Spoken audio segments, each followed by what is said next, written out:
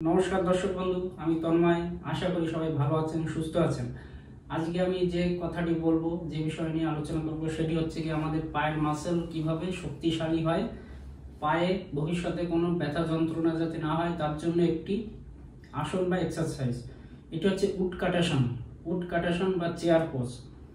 আমি সংক্ষেপে দেখাচ্ছি, দেখুন কিভাবে প্র্যাকটিস করে। এটি প্র্যাকটিস করলে কি হবে, আমাদের কোয়াড্রিসেপস মাসেল, হ্যামস্ট্রিং, গ্যাস্ট্রোক্রেমিয়াস মাসেল বা কাপ মাসেল, দু হাঁটুর এখানে প্যাটেলা, আমাদের এখান থেকে deltoid muscle, trapezius muscle, spine, এগুলো অনেকটাই স্ট্রং হবে। আমাদের পেটের কোর মাসল খুবই স্ট্রং হবে। দেখুন কিভাবে প্র্যাকটিস করে, খুবই সংক্ষেপে দেখাচ্ছি।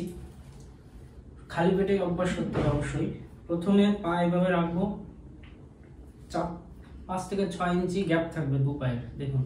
তারপর হাত সামনের দিকে দিয়ে আস্তে করে বসে পড়বো।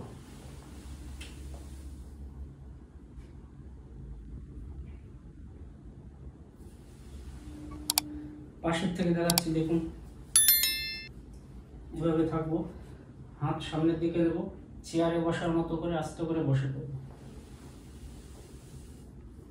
পিঠ যতটুকু সম্ভব পেছন দিকে থাকবে। আবার উঠবো।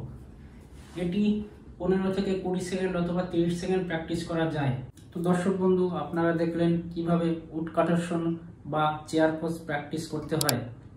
এটি প্র্যাকটিস করলে আমাদের কোর মাসল, আমাদের পায়ের মাসলগুলো কিন্তু স্ট্রং হবে, মজবুত হবে। তবে একটি কথা আমি বলি, যাদের হাই ব্লাড প্রেশার আছে কিংবা মাইগ্রেনের প্রবলেম, মাথা ঘুরছে অথবা শারীরিক দুর্বলতা রয়েছে, শারীরিকভাবে দুর্বল, তিনি কিন্তু এই আসনটি প্র্যাকটিস করবেন না। কারণ এই আসন প্র্যাকটিস করার সময় আমাদের বডির বিভিন্ন জায়গায় কিন্তু একটু প্রেশার ফিল হয়, সেক্ষেত্রে শরীর যদি দুর্বল থাকে প্রবলেম হতে পারে। এই আসনটি অর্থাৎ এই চেয়ার পোজ প্র্যাকটিস করলে আমাদের কনফিডেন্স লেভেলও কিন্তু বাড়বে, মানসিকভাবে আমরা কিন্তু স্ট্রং হব। তাই আমরা শারীরিকভাবে এবং মানসিকভাবে দুদিক থেকেই কিন্তু আমরা এই উড-কাটাসন যদি প্র্যাকটিস করতে পারি, এই আসনটি, তবে আমরা উপকৃত হব। তো আপনারা সবাই ভালো থাকবেন এবং প্রয়োজনীয় চিকিৎসকের পরামর্শ নেবেন, সার্টিফাইড যোগা টিচারের পরামর্শ নেবেন। সবাই ভালো থাকবেন, নমস্কার।